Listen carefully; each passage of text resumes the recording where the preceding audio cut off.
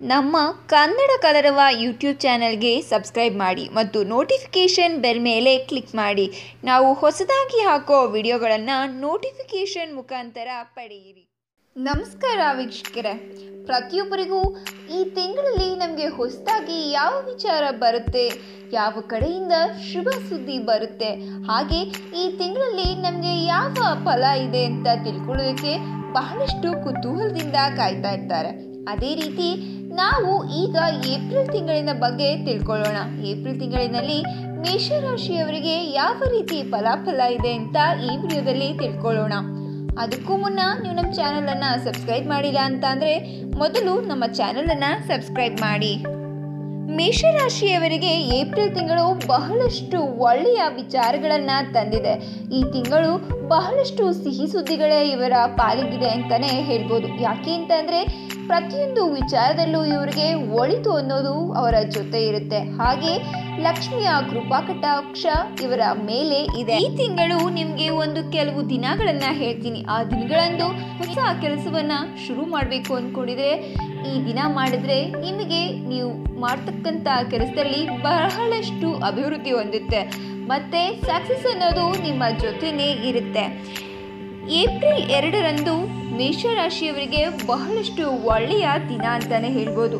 ಆ ದಿನದಿಂದ ಈ ತಿಂಗಳು ಮುಗಿಯುವವರೆಗೆ ನಿಮಗೆ ಲಾಭವೋ ಲಾಭ, ಎಲ್ಲ ಕೆಲಸಗಳಲ್ಲೂ ಸಹ ನಿಮ್ಮದೇ ಜಯ. ಇನ್ನು ಹೆಚ್ಚಾಗಿ ಹೇಳಬೇಕು ಅಂತ ಅಂದರೆ ನಿಮ್ಮ ಸ್ನೇಹಿತರಿಂದ ನಿಮಗೆ ಹಲವಾರು ವಿಧವಾದಂಥ ಸಹಾಯಗಳು ಮತ್ತು ಲಾಭಗಳು ಹೆಚ್ಚಾಗಿ ಬರುತ್ತೆ.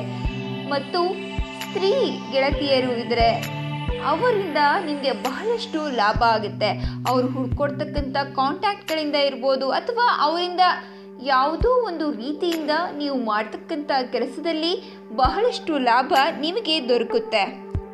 ಸ್ನೇಹಿತರು ನಿಮಗೆ ಬಹಳಷ್ಟು ಲಕ್ಕಿ ಅಂತಾನೆ ಹೇಳ್ಬೋದು. ಸ್ನೇಹಿತರಿಂದ ನಿಮ್ಮ ಎಲ್ಲ ಕೆಲಸ ಕಾರ್ಯಗಳು ನಿರ್ವಿಘ್ನವಾಗಿ ನಡೆದು ನಿಮ್ಮ ಎಲ್ಲ ಕೆಲಸಗಳಲ್ಲೂ ಸಹ ಲಾಭ ಲಾಭ ಲಾಭ ಬರ್ತಾ ಇರುತ್ತೆ.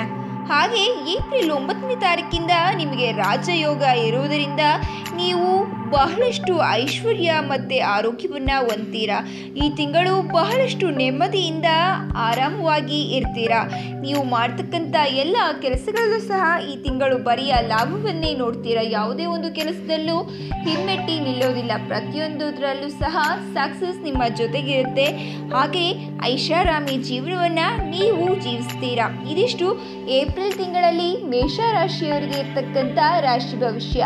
ಇದೇ ರೀತಿಗೆ ಹೆಚ್ಚಿನ ವಿಡಿಯೋಗಳಿಗಾಗಿ ನಮ್ಮ ಚಾನಲನ್ನು ಸಬ್ಸ್ಕ್ರೈಬ್ ಮಾಡಿ ಹಾಗೂ ಈ ವಿಡಿಯೋ ಬಗ್ಗೆ ನಿಮ್ಮ ಅನಿಸಿಕೆಗಳನ್ನು ಕಮೆಂಟ್ ಮೂಲಕ ನಮಗೆ ತಿಳಿಸಿ. ಧನ್ಯವಾದಗಳು ವೀಕ್ಷಕರೇ. ನಮ್ಮ ಕನ್ನಡ ಕಲರವ ಯೂಟ್ಯೂಬ್ ಚಾನೆಲ್ಗೆ ಸಬ್ಸ್ಕ್ರೈಬ್ ಮಾಡಿ ಮತ್ತು ನೋಟಿಫಿಕೇಷನ್ ಬೆಲ್ ಮೇಲೆ ಕ್ಲಿಕ್ ಮಾಡಿ. ನಾವು ಹೊಸದಾಗಿ ಹಾಕೋ ವಿಡಿಯೋಗಳನ್ನು ನೋಟಿಫಿಕೇಷನ್ ಮುಖಾಂತರ ಪಡೆಯಿರಿ.